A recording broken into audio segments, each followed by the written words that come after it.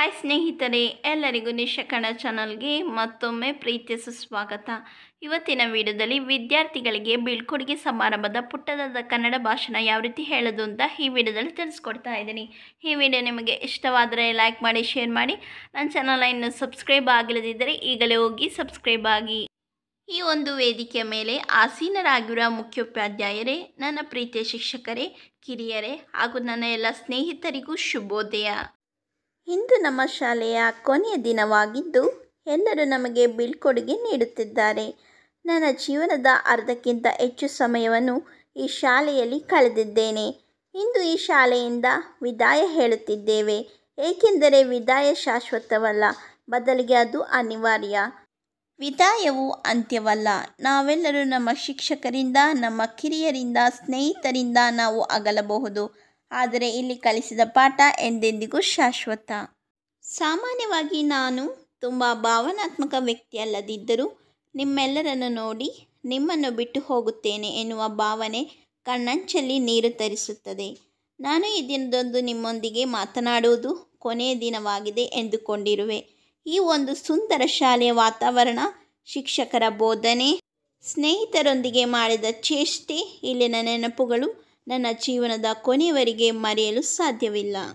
ಸ್ನೇಹಿತರೆ, ಈ ಒಂದು ಸ್ನೇಹ ಮತ್ತು ಸಾಮಾಜಿಕ ಸಂವಹನಗಳು ಶಾಲಾ ಜೀವನದ ಅತ್ಯುತ್ತಮ ಅಂಶಗಳಲ್ಲಿ ಒಂದಾಗಿದೆ. ಬಾಲ್ಯದಲ್ಲಿ ರೂಪುಗೊಳ್ಳುವ ಸ್ನೇಹವು ಖಂಡಿತವಾಗಿಯೂ ಪ್ರಬಲವಾಗಿರುತ್ತದೆ.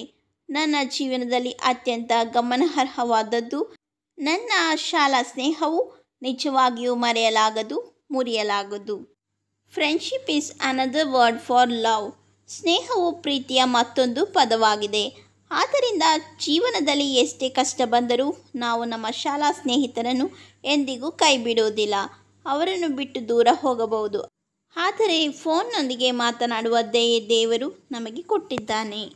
ಸ್ನೇಹಿತರೆ, A good education can change anyone. A good teacher can change everything. ಒಳ್ಳೆಯ ಶಿಕ್ಷಣವು ಯಾರನ್ನಾದರೂ ಬದಲಾಯಿಸಬಹುದು, ಒಳ್ಳೆಯ ಶಿಕ್ಷಕ ಎಲ್ಲವನ್ನು ಬದಲಾಯಿಸಬಹುದು ಎನ್ನುವ ಮಾತಿದೆ. ನನ್ನ ಪ್ರೀತಿಯ ಶಿಕ್ಷಕರೆಲ್ಲ, ಪುಸ್ತಕದ ವಿಷಯದೊಂದಿಗೆ ನಮ್ಮ ಜೀವನ ಹೇಗೆ ರೂಪಿಸಿಕೊಳ್ಳಬೇಕು, ಇತರರೊಂದಿಗೆ ಸ್ಪರ್ಧಾತ್ಮಕ ಯುಗದಲ್ಲಿ ಹೇಗೆ ಬದುಕಬೇಕು ಎನ್ನುವ ಬುನಾದಿಯನ್ನು ಹಾಕಿದ್ದಾರೆ. ಶಿಕ್ಷಕರು ನಮ್ಮನ್ನು ಸ್ವಂತ ಮಕ್ಕಳಂತೆ ನೋಡಿಕೊಂಡಿದ್ದಾರೆ.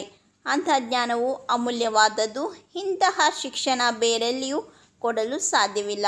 ಇಂತಹ ಶಿಕ್ಷಕರನ್ನು ಬಿಟ್ಟು ಹೋಗುವುದು ದುಃಖದ ವಿಷಯವಾದರೂ ಅದು ಅನಿವಾರ್ಯ. ನನ್ನಿಂದ ಏನಾದರೂ ತಪ್ಪಾಗಿದ್ದಲ್ಲಿ ಕ್ಷಮಿಸಿ ಎಂದು ನಮ್ಮ ಶಿಕ್ಷಕ ಬಳಗಕ್ಕೂ ಹಾಗೂ ಸ್ನೇಹಿತರಿಗೂ, ಕಿರಿಯರಿಗೂ ಕೇಳಿಕೊಳ್ಳುತ್ತೇನೆ.